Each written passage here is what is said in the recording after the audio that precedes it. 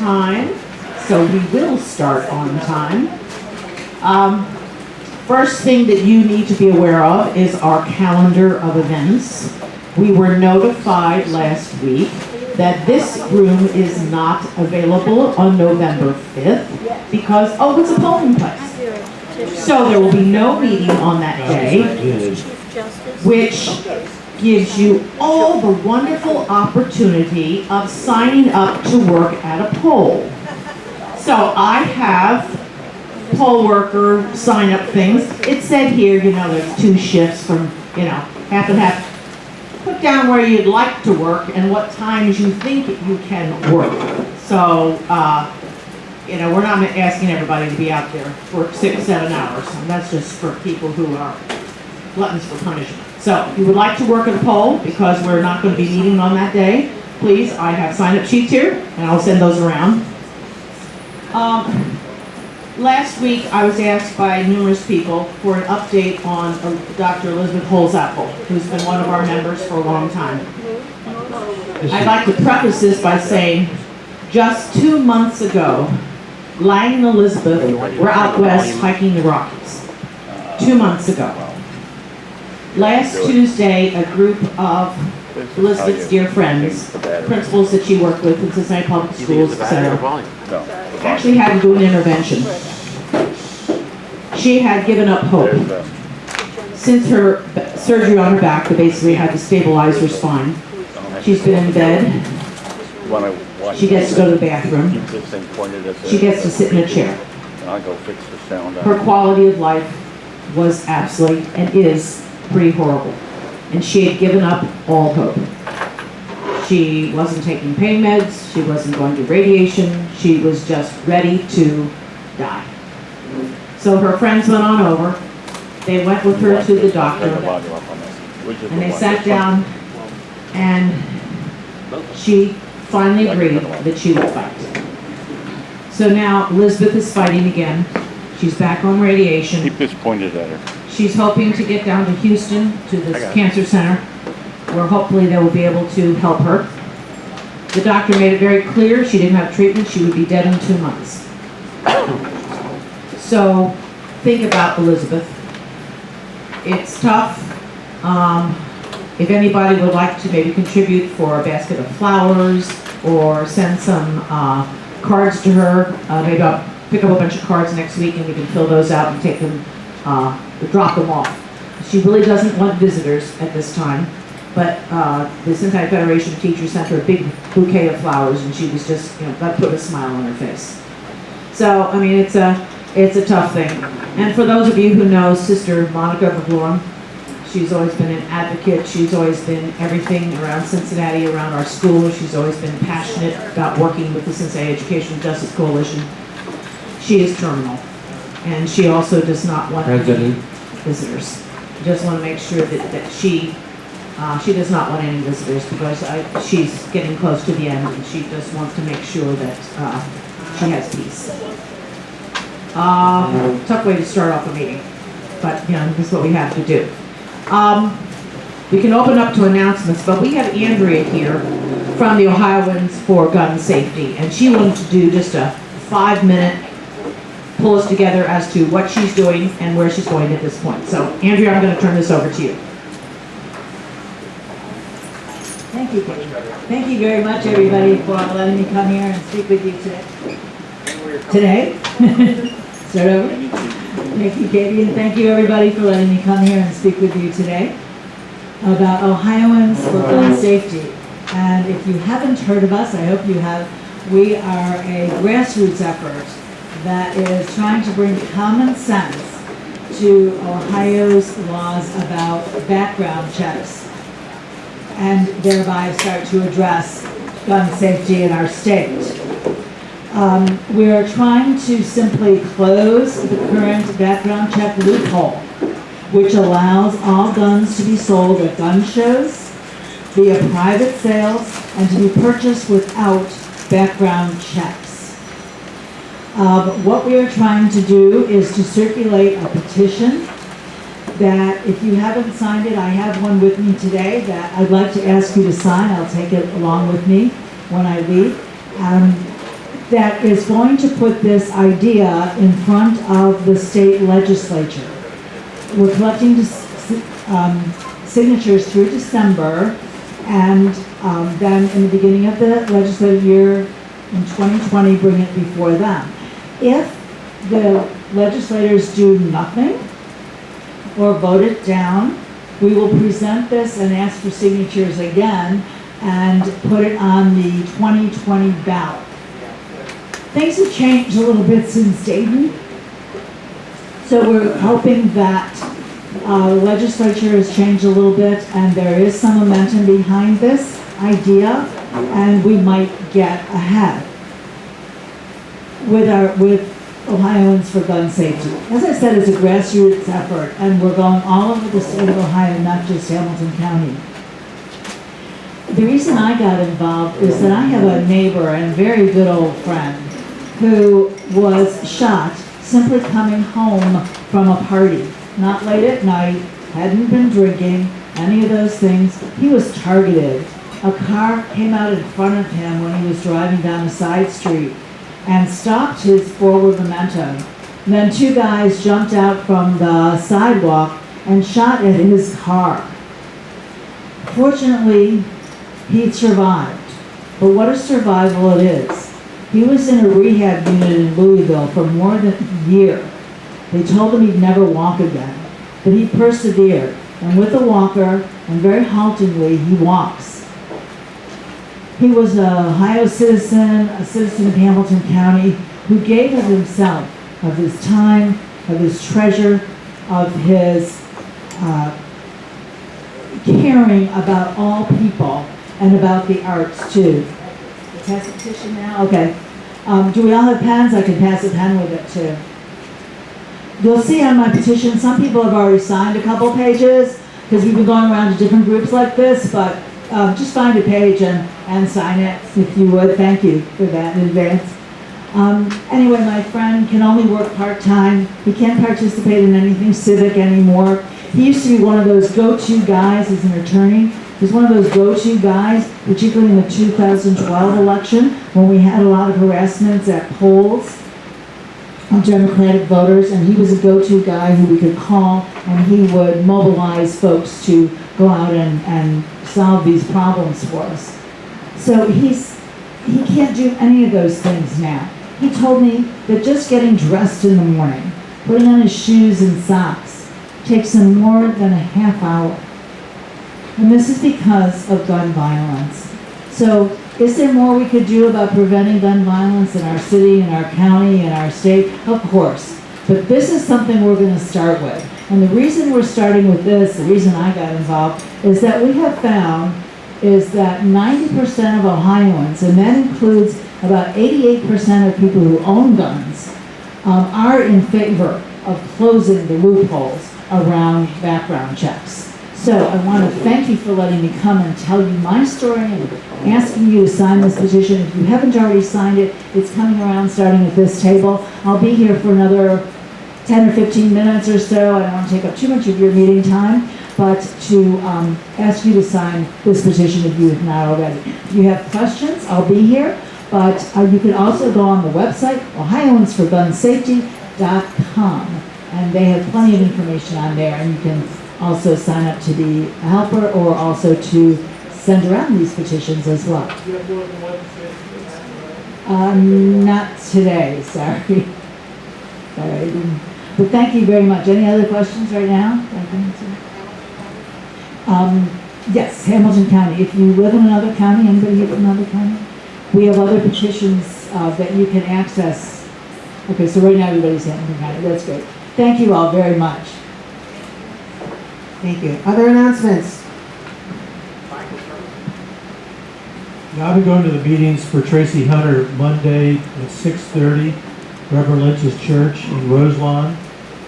And we think she's going to be released on the 20th, out early. But they're going to continue to meet if any of you like to join them just to fight this whole rotten system. So just want to give you that news. Thanks, Michael. Hello.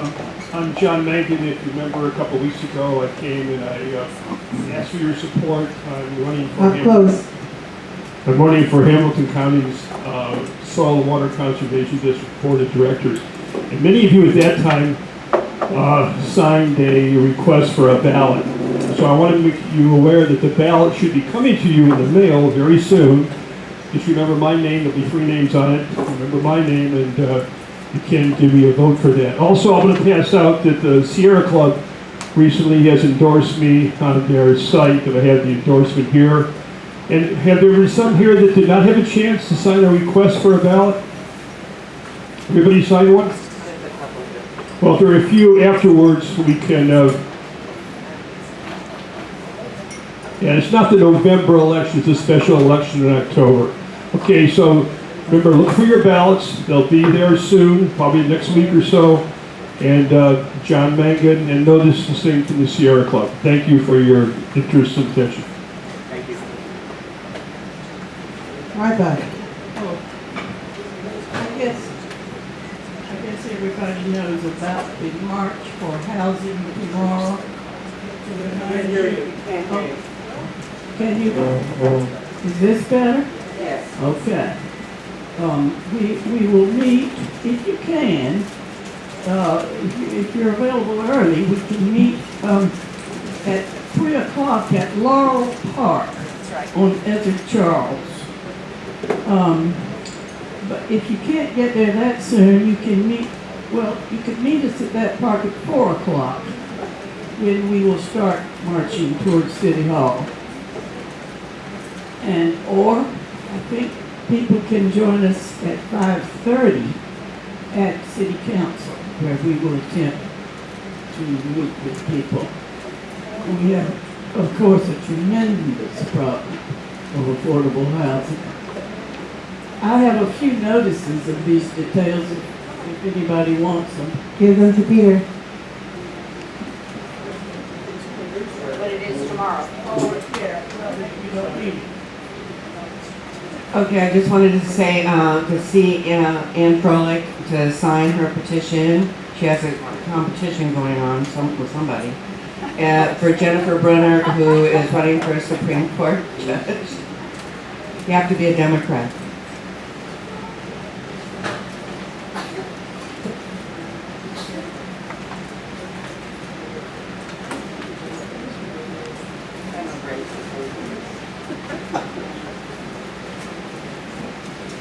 Just a couple, or 3 quick opportunities to see the CPS board candidates and what they have to say for themselves, including yours truly. This week, on the 3rd, which is Thursday, there is a candidate forum at the Junior League office, which is 3500 Columbia Parkway. That's at 6:30. On the 9th, next Wednesday, there is a debate for the school board candidates. That will be at Gabriel's Place in Avondale.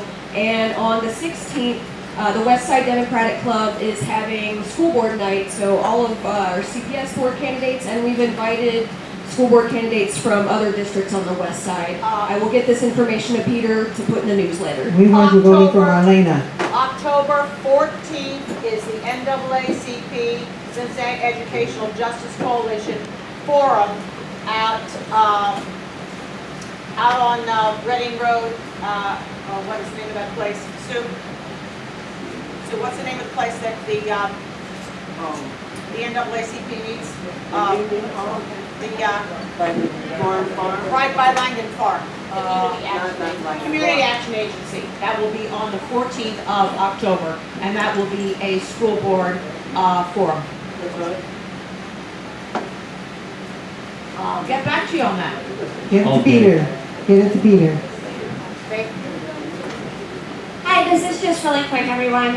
This Saturday, the 5th, 10 a.m. to 1 p.m. For Our Future is partnering with a few local organizations, the Ohio Environmental Council, Cincinnati Indivisible Rapid Response Team, and other local grassroots groups to do a climate community canvas in Northside and College Hill. So it's 10 a.m. to 1 p.m. We're meeting at Northside Public Library for a brief 30-minute training before we go out and mostly target College Hill neighborhoods. So if you're interested, please just come see me after. Thank you. And it'll be cooler. We hope. Any other announcements? Is this it? Is this it? I've got the guys to agree. We're going to have Gabe first, and then Janaya. And so we're going to split the time. We have 45 minutes. So let's say we have 20 minutes for you and 20 minutes for her. How's that? And then that's with questions. So, ladies and gentlemen, first we go with Gabe Davis. Gabe Davis. All right, good afternoon, everybody.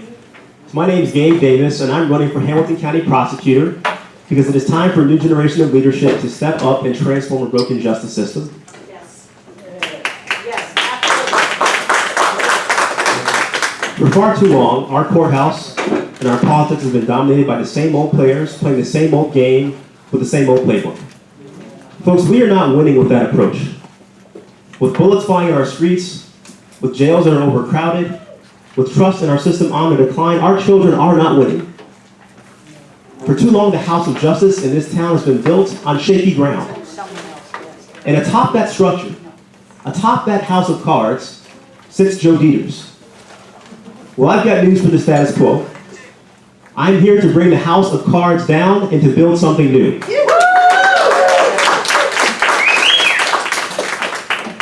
And with my experience as a prosecutor in New York, as a federal prosecutor in President Obama's Justice Department, and with my love for this place and this community, I have always called home.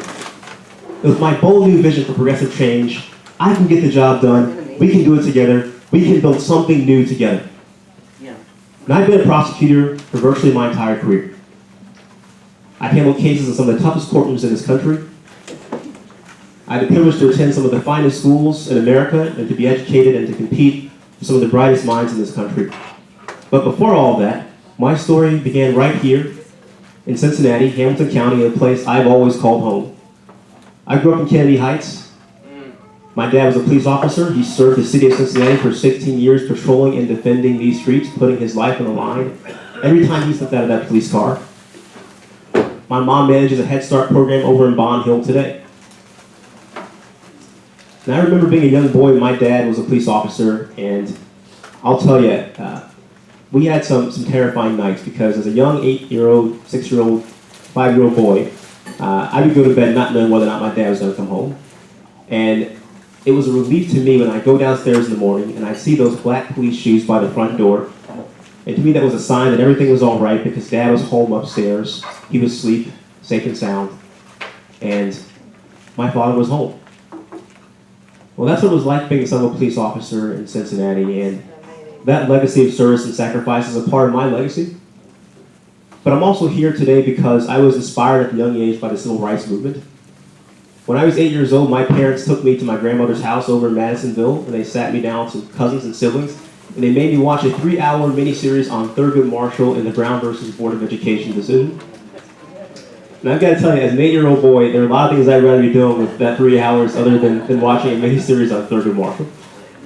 I'd much rather have been outside riding bikes or playing video games in the basement or playing with my friends. But my parents made me a deal that if I sat still for the first half of that movie for an hour and a half, that we could go outside and play after that. And so I sat still for an hour and a half. And halftime came, and my cousins and my siblings scattered like the wind. But I stayed put. And I stayed put because what I saw on that TV screen inspired me at a young age. I saw people come together. I saw students, teachers, folks from the community come together to fight for an end to school segregation, come together and unite behind a common cause, behind justice. And I saw a man who looked like me grab a hold of that mission and make an argument in the highest court of the land. And I saw him win. I saw him fight. I saw him build bridges. And I saw him move justice forward. And I decided that day to become an attorney. I decided to follow in the footsteps of a man who would go on to become one of my heroes, Thurgood Marshall. And so I took that dream and it powered me on. It powered me on through high school. I started off here at SCPA, School for Creative and Performing Arts. downtown. It was across from Ziegler Park many years ago, and I majored there in drama and singing back when I used to be able to sing a little bit. Those days are behind me for the most part, but I started off there and I got a scholarship to go to Seven Hills. And that dream powered me on through Seven Hills. And I got a great education and I ended up getting into Yale. So I went to Yale. And I was the first person in my family at that point in time to go to a 4-year college, but that was all right. I had big dreams and I was on the move, so I kept on working and plugged away, and I went to Harvard Law School after Yale. And that dream carried me on through Harvard Law School. And at the end of Harvard, I had an opportunity. I had a choice to make, rather, which was, do I go off and do what some of my friends and colleagues were doing and go join a big law firm on Wall Street and make a lot of money? Or do I stick to my dream and pursue a career in public service where I could serve the community and fight for the vulnerable and hold people in power accountable? Well, for me, that choice was easy. So I signed up for public service and I joined the Manhattan DA's office, and I spent the next 3.5 years prosecuting cases in some of the toughest courtrooms in this country, things like domestic violence and robbery and burglary and fraud. And at the end of my 3.5 years there, I joined up with the Obama administration in the Civil Rights Division, and I spent the next 3.5 years prosecuting cases like hate crimes and official misconduct cases involving willful excessive force, and did that work across this country in places like Alabama and Arkansas and Puerto Rico, and yes, right here in Cincinnati, Ohio. And at the end of my time as a federal prosecutor, I had a choice to make. As all things, there's change, and in 2016 that change came in the form of Donald Trump. And I had a choice to make, and that choice was, do I stay at the Department of Justice and fight to make change from the inside, or do I come back home to Cincinnati and fight for change, progressive reform right here in my community? And that choice was easy because around that same time as Donald Trump, when he got elected, my wife became pregnant with my daughter Elizabeth, or Lizzie, as we call her. And that choice was clear. We decided to come back home and raise her here in a place that I'd always call home. And there's something that crystallized that for me, and that was, there was a national tragedy that occurred less than 24 hours after my daughter was born, because less than 24 hours after she came into this world, there was a horrific shooting in Parkland, Florida. And I'll never forget that day because we just brought my baby girl into the world, and she was wrapped in swaddling clothes, and she was lying in the bassinet in the hospital room next to my wife, who was in recovery. And we were just so excited to be new parents and so filled with life, and the room just smelled like newness. And as my daughter was sleeping, we turned on the television and we saw the most horrific scene. We saw students filing out of the school with their hands on top of their heads, and we saw the reports of death and violence, and read about the shooting that had ripped the lives of 17 souls from this world, many of them young children. And my wife and I, we hugged and we cried, and we asked ourselves questions like, what kind of world are we leaving to our children? Why haven't we done more to protect them, to secure their futures? Why have we failed them? We were angry, and we were sad, and we felt powerless. And maybe some of you know what that's like to feel angry in the face of injustice and loss of life, and to feel sad. And we should be angry. We should mourn our losses, and we should mourn injustice when we see it. But I'm here to tell you that we are not powerless. Our elected officials are not powerless. The people in this community are not powerless. We can pursue change. We can protect our children's future. All we need to do is to stand up and fight and to demand for the change that we want to see in our government and in our world. And so I came back home to Cincinnati, and I'm running for office because I'm here to fight for our children's future. I'm here to move justice forward, and I think it is time for my generation to step up and to do something about the injustice that we see. And I think the central question of our time is, do we cherish our children's future enough to fight for it, enough to work hard for it, and enough to build the bridges to a better future? Do we fight for a world where our children can walk the streets of Hamilton County and go to school safely, free from gun violence, free from the fear of being shot? Do we fight for a world where our children are treated fairly in the eyes of the law and fairly in the courts, young and old, no matter what they look like, no matter the color of their skin, or how much money they make, or where they come from? Are we willing to fight for a world and for a community here in this town where everyone is treated fairly and everyone is protected and respected, from the police officer who wants to get home to his family, to the young student walking home at night wearing a hoodie? Are we willing to fight for that future? I'm willing to fight for that future. But right now, I gotta say, we are not being served by our county prosecutor. Right now, we have a county prosecutor who literally is a part-time prosecutor, who works for a law firm and works for this county, is not doing right by us and by our children. At every turn, he has opposed common sense reform. When given an opportunity to support bail reform, he's chosen to oppose it. When given an opportunity to support the reform of our drug laws, he's opposed it. When given an opportunity to champion women and to protect women who've been victims of sexual assault and sexual violence, he's blamed them for their situation. When given an opportunity to stand up for life and to stand up for justice, he has called for bringing back the firing squad in this community. Folks, that is not justice. That is not protecting our children and their futures. And the good news is we can do something about this. We can defeat Joe Dieters. We can bring about meaningful, real change. We can move justice forward. I'm ready for that fight. I'm ready to be that prosecutor.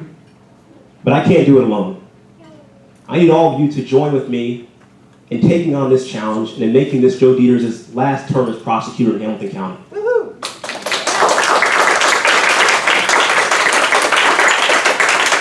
I need you to lace up your shoes and march with me. I need you to knock on some doors with me.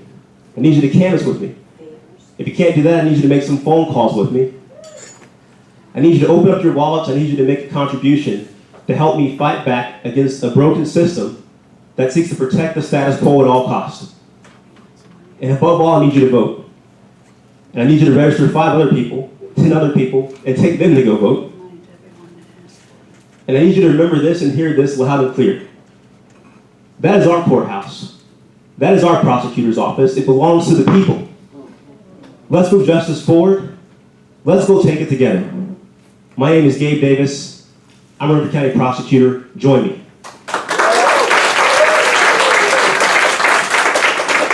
I'll take your questions. Yes. Hi.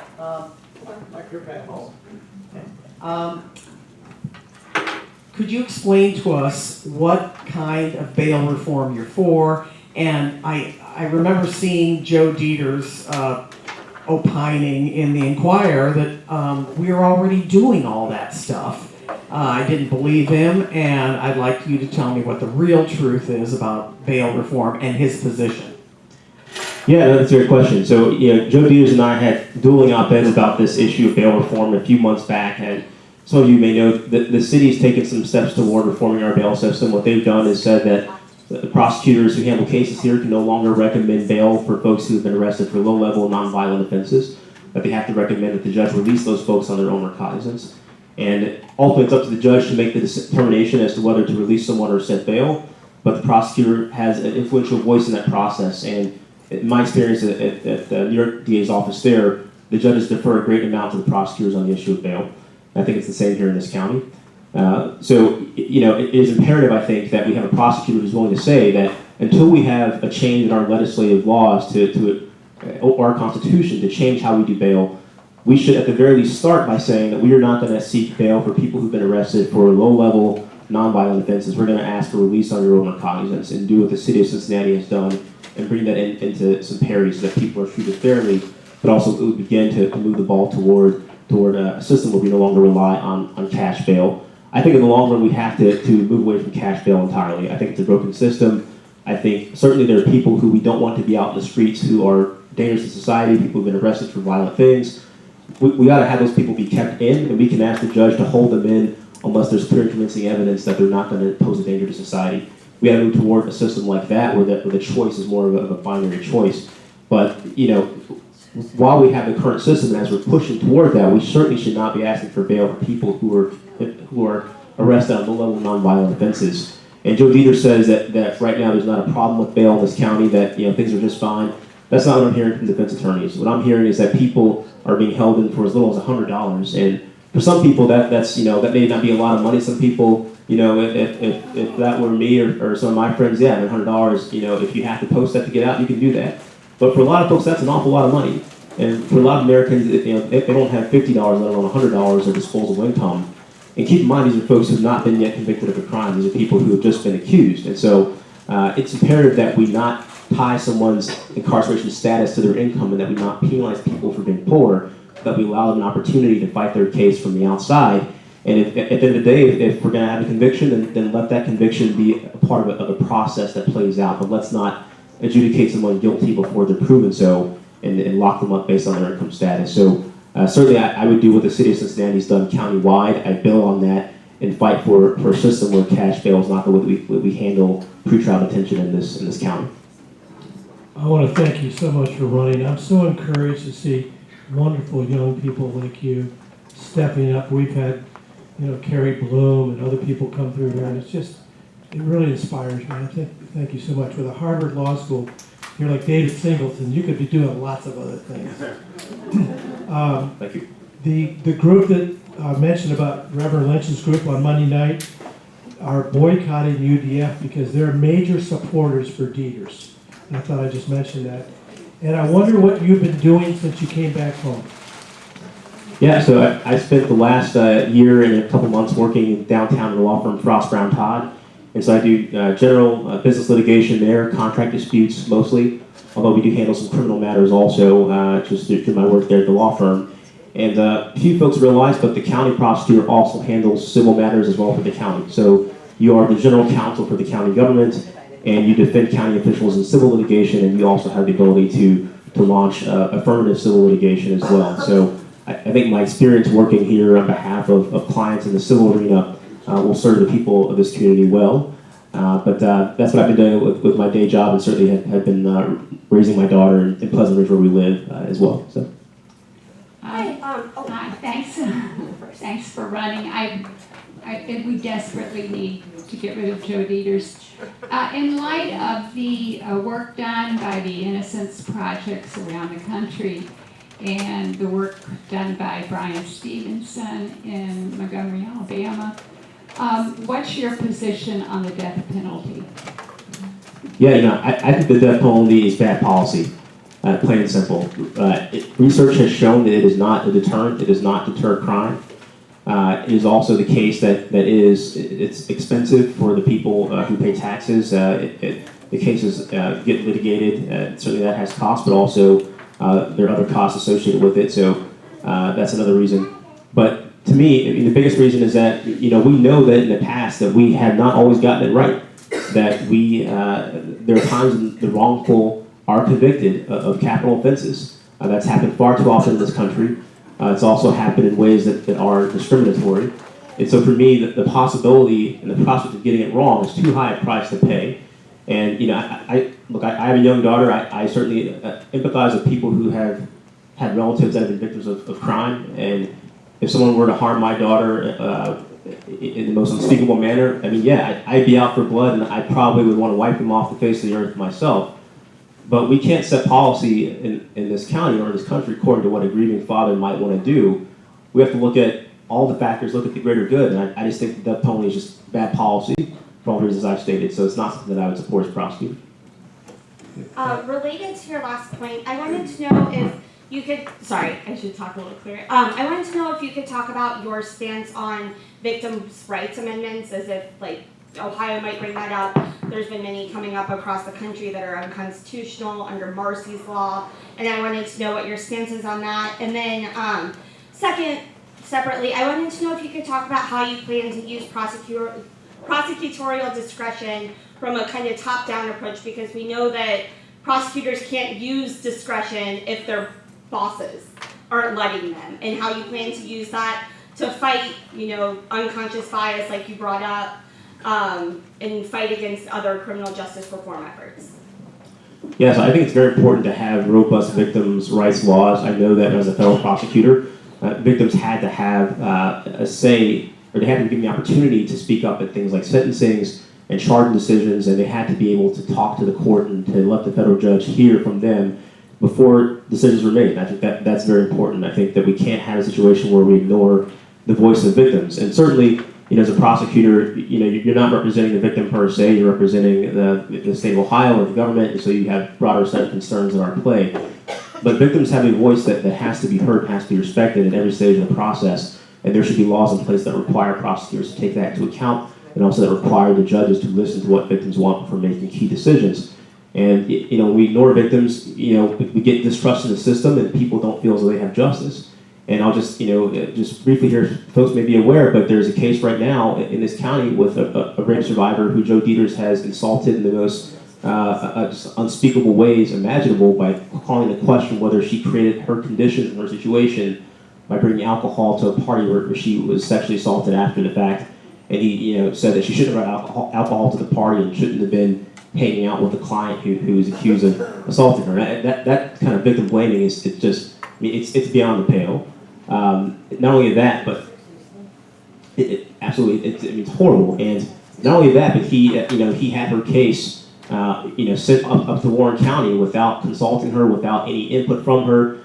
And yes, at the end of the day, like I said, you're not representing that victim, but you certainly ought to be talking to survivors of violent crimes before you send their case to a separate county and informing them of the process. And that just did not happen here. So. Well, in that case, wasn't she a defense attorney herself, so she knew the process? Well, I think she knew the process writ large, but in terms of the decisions that are being made at each stage of the process, my understanding is that she was not informed before that case was sent up to Warren County. And there's a whole backstory to this, but certainly she was not kept in the loop as a victim of a crime or survivor of a crime should be, and I think that's a real shame. So you are pro a victim's rights amendment to the Constitution? Yes, so I have to look at the specifics. I'm not going to commit to any particular language, but on principle, yes. I think anything that gives victims more of a say and that gives victims more rights to be notified and to have their voices heard, I'd be in favor. I have a question about teenagers getting life sentences, and if you could speak to that, and if there's a way, I don't know if the laws need to be changed, or if a judge can do something when they reach 18 or 21 to sort of relook at the situation. Yeah, that's a good question. I think that our young people, I think researchers show that the brain is not fully developed until I believe you're around the age of 25. So I think we ought not to be treating children, or it ought to be the exception, not the rule, that we try children as adults, certainly. And I think that seeking lifetime without the possibility of parole, I think is something that's bad policy for our juveniles. So I would not be in support of lifetime sentences without the possibility of parole for juveniles. You had already alluded to these extraordinary sexist comments of Dieters. They were in a letter. They were in a letter in the Inquirer. I'm just wondering, what sorts of specific things can a prosecutor do to enhance the fair treatment of women who get into the justice system? Yeah, that's a good question. I think a large part of it starts with making sure that we are listening to women who've been the victims of a crime, that we are making them a part of the process, that we're not just treating them as though that they are a footnote to the proceeding. I think we need to have, certainly in cases for domestic violence, we ought to have victims advocates working with women who've been victims of crime to make sure that people have resources where those are needed, and to make sure that whether it be housing or medical care, things like that. And we ought to be protecting people who come in as victims that have perhaps intimate partner situations where they have some fear of being retaliated against. We ought to be looking to see what we can do to protect those victims. But above all, I think it starts with listening, with taking those cases seriously, and with not treating them as though these are things that we want to just get rid of so we can get back to doing other things. Our domestic violence cases matter. Our sexual assault cases certainly matter. We should be looking to keep people safe, to protect women in our community, and protect children and girls, and not treating those cases as though they are somehow distractions. And my understanding right now is that domestic violence cases are not pursued in this county the way that they ought to be. That if there's a court date for a case, if the victim doesn't show up in court, rather than try to work with that survivor to get that person involved in the process and meet their needs, it's taken as an opportunity and as an excuse to get rid of that case and to dismiss that case. So I think that's just the wrong way to go about it. I think we ought to have a victim-based approach, but an approach that looks to see if there's evidence we can use to bring a domestic violence case forward. Let's see if we can do that and let's see if we can get that survivor involved in the process. Let's not just look at this case as a nuisance and look for opportunities to dismiss those cases. So that's an example of the kind of approach I bring to cases that impact women. But I think it starts with listening and with taking those cases seriously. Let's hear it for Gabe Davis, who gave up his time so that Janaya Trotter Britton can speak. Here you go, Janaya.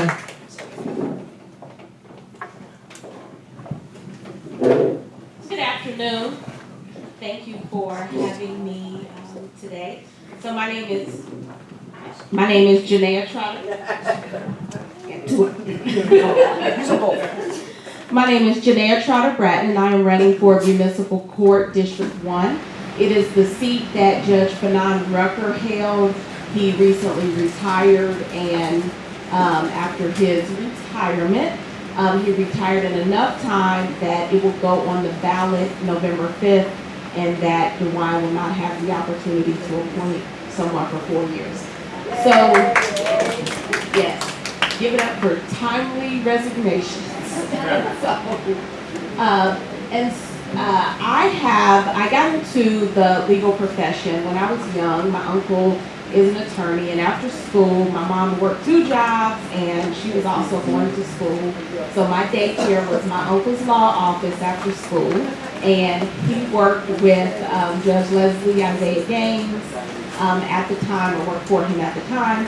And so I got to see people come in, and they were at their worst, or they thought they were at their worst. And then they were helped, and they walked out, and it was like they had a voice, they had hope.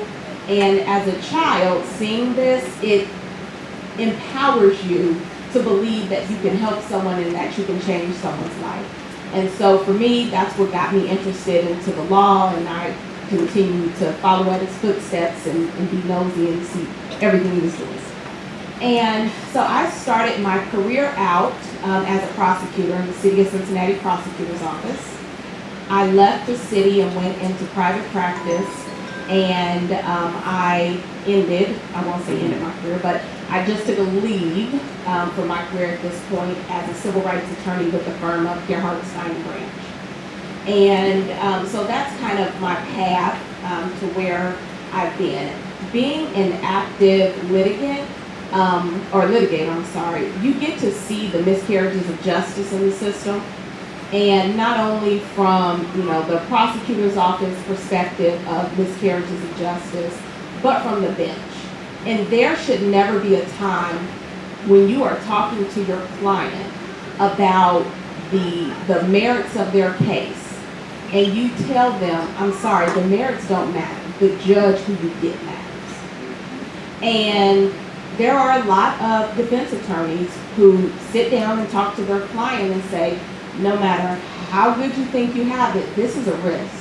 And if you take that risk sometimes and go to trial, you may end up in jail simply because you exercise your right to ask for a trial. That should never happen. And so that really got me interested in the judiciary. And so I got involved. I ran Nadine Allen's campaign, her first countywide campaign in, I think that was 13, and ran Nadine's campaign, and then I also started co-chairing the Judicial Committee. So I co-chaired the Judicial Committee for 6 years. It is still my baby, even though I had to resign to run. But we went from begging people, we were in a room with like 10 of us pointing at one another, are you gonna run? Will you run? Will you run? And finally, we have more candidates than we have seats, and they're great candidates. I'm sure that the candidates have been in front of you over the past couple of years. And they are amazing. They're amazing judges now, amazing people. And so when this position came open and I learned that Judge Rucker was resigning, I thought, I want to keep this seat and I want to run for this seat for all of the reasons that I've stated, to end the miscarriages of justice. And speaking to just this particular seat and this particular judge and why I want to follow, there are some things that I really agree that with what Judge Rucker did. One was he wrote decisions. So I'm not sure how many people have had even civil cases, but if you've been in municipal court You have your trial, and then somebody thinks about it for 5 minutes, and then they rule on it, right? Nobody looks up law, it's just there. So, and when you appeal, you're trying to guess what the judge thinks.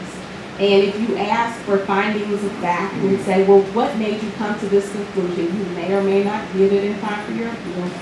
And so that was very problematic to me. So as an attorney that actually saw decisions, and I could read the decision, and I could understand the judge's reasoning, and then I could discuss it with my client, and then we can make an educated decision about whether we want to appeal. That's how the system should work.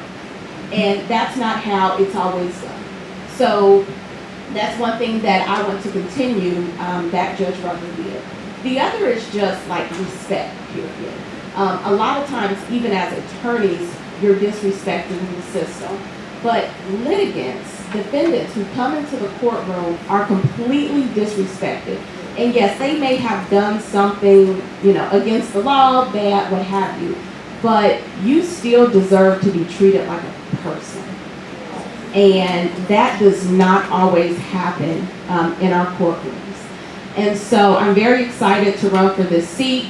I'm very excited to hopefully get Carrie, Erica, John elected, and take the administrative judgeship so that we can set some policy in the court, which has always been really important to me in running the judicial committee, is getting the administrative judgeship, because that's where you make change not only in your courtroom, but in the courthouse. And so that's kind of my background. What I'm running on is ensuring a fair and just system, expanding diversionary programs. People who come into muni court are definitely going to be back out in the community, if not that day, soon after. And we should be giving them the tools to be productive citizens than perpetuating the cycle of crime. And reforming the bail system. Gabe has talked about, measures to reform the bail system, and I think we can all agree that the system needs to be reformed and that people should not be punished because of their status. And I take it, personally as a black woman. Black women are disproportionately affected by unfair bail practices when it comes to losing employment, when it comes to losing housing, when it comes to even sometimes, if you don't have a family support system, losing your children. And those are not things that should be happening before you even get to the point of having a trial. You also should not have to decide between defending your innocence or pleading so that you can leave that day and get out of jail and keep your house and keep your kids and keep your job. And so those are the platform that I'm running on. And if you have any questions, I'm happy to take questions. Yes. Where can we get a sample ballot for the judicial candidates? Because there's no party affiliation there, so that's really important stuff. Where can we get that? So I actually was just endorsed Saturday because when this race was added on to the Democratic, or added on late in the game. So Eddie, the executive director, is now going to print. He wanted to wait so that he wasn't reprinting with my face on it afterwards. So they should be available this week from what I've been told. And he announced on Saturday at the meeting that there will also be a slight difference this year in what we've done in past years, that it will be tailored to the district.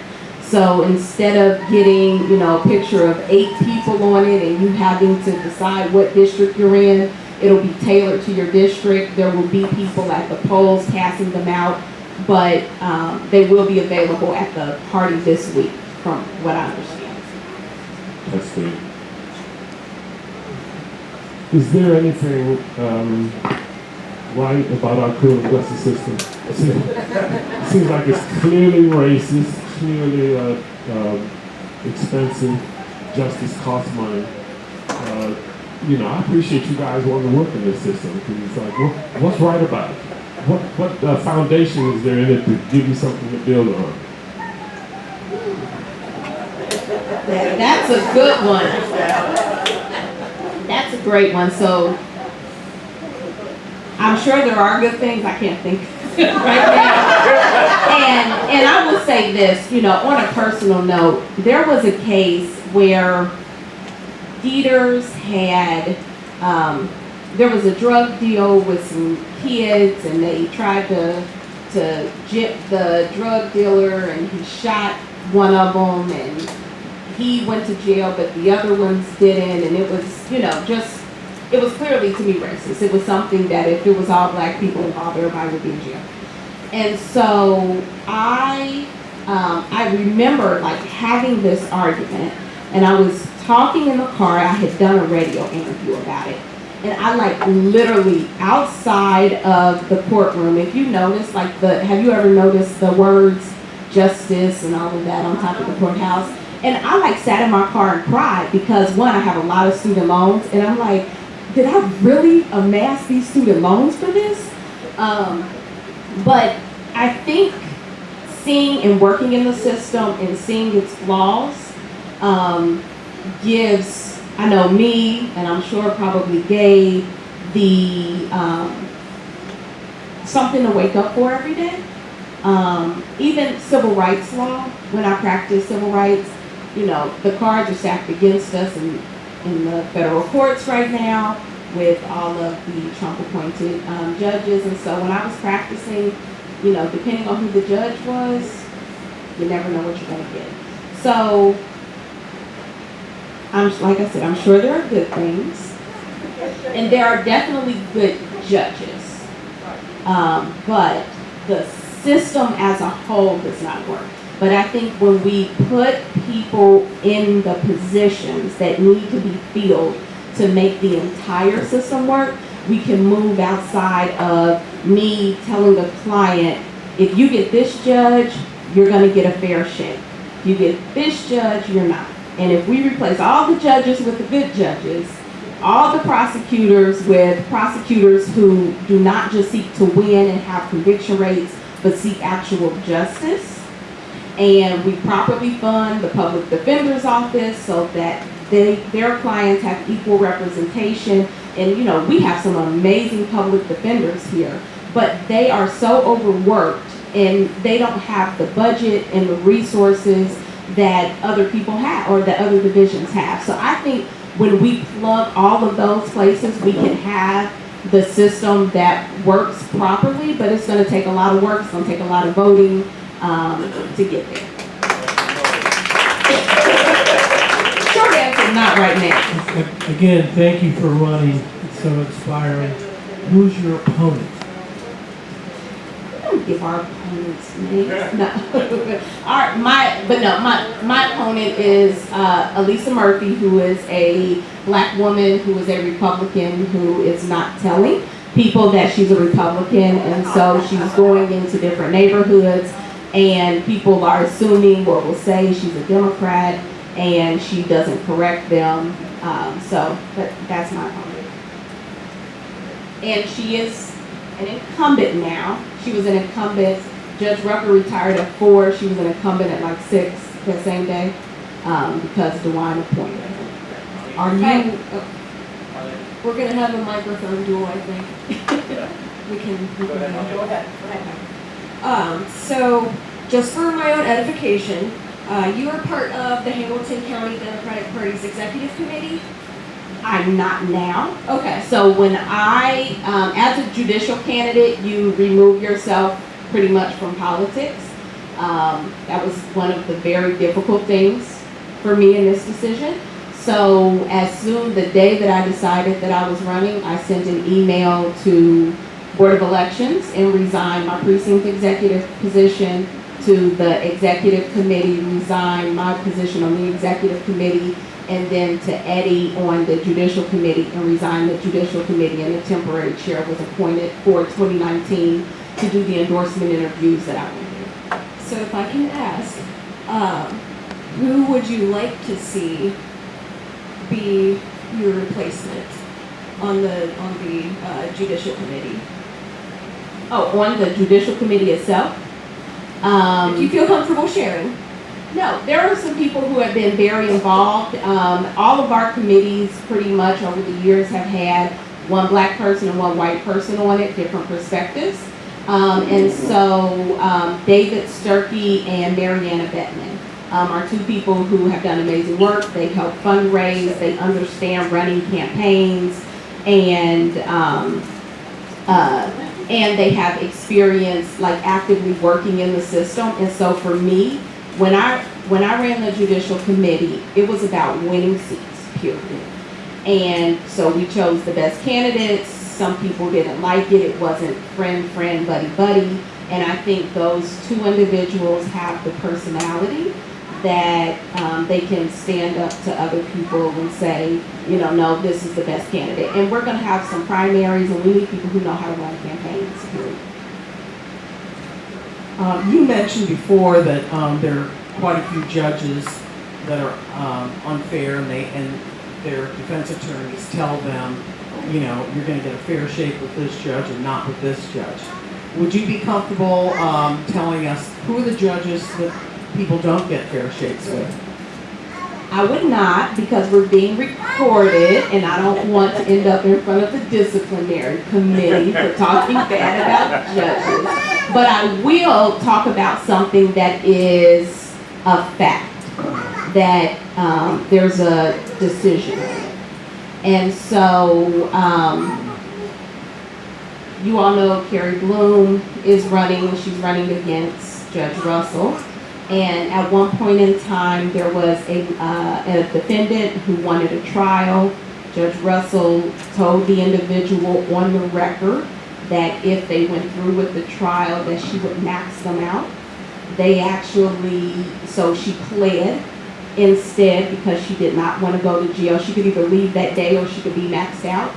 And there was an appeal, of course, it was overturned, and the court said that they didn't trust the case to go back to her and roll it to a different judge. So usually when there's an appeal, it goes back to the judge that it was appealed from, and they take the direction of the higher court.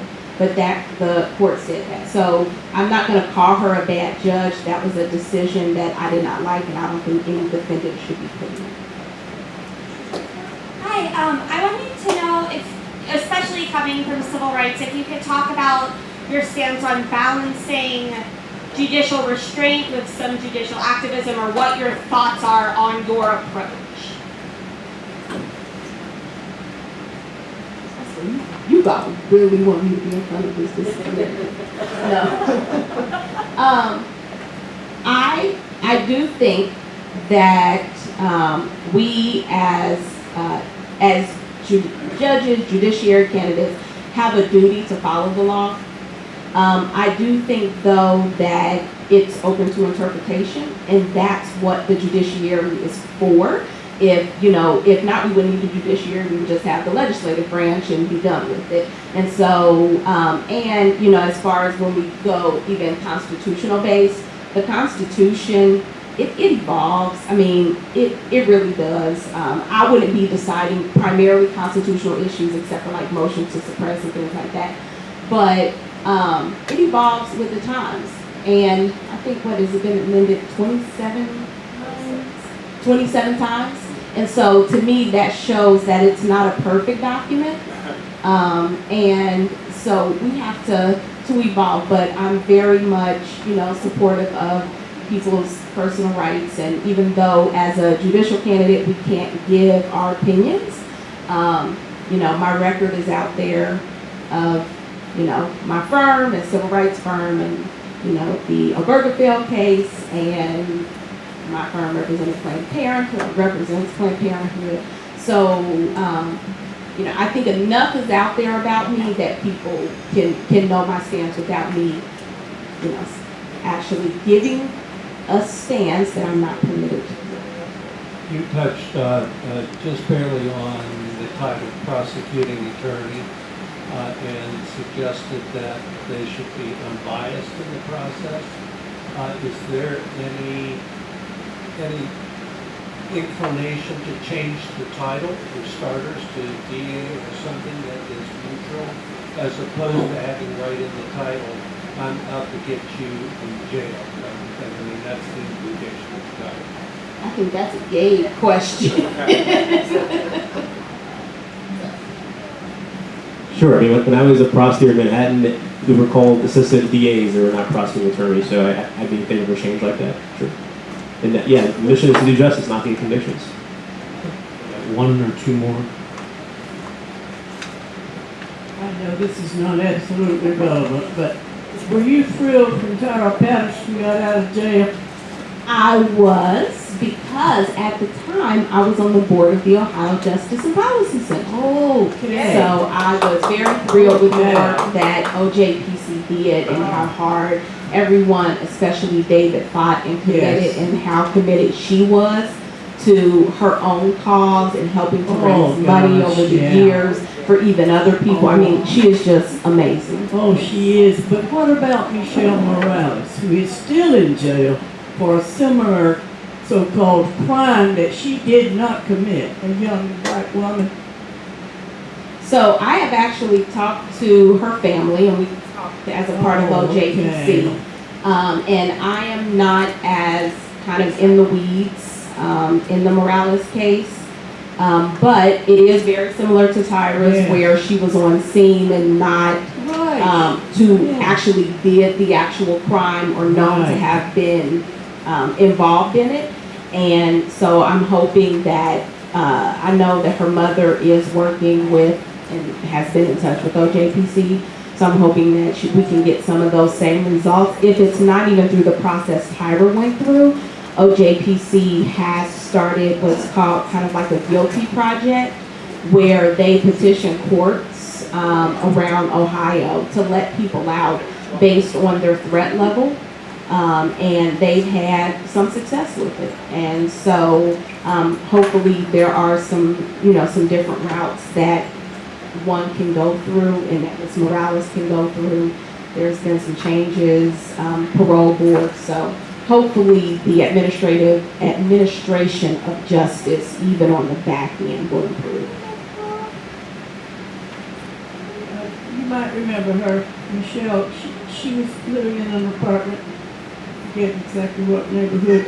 Something happened down in the street, and she didn't know what it was, and she wondered if her friend was involved, and she ran down there to see what was going on and was arrested.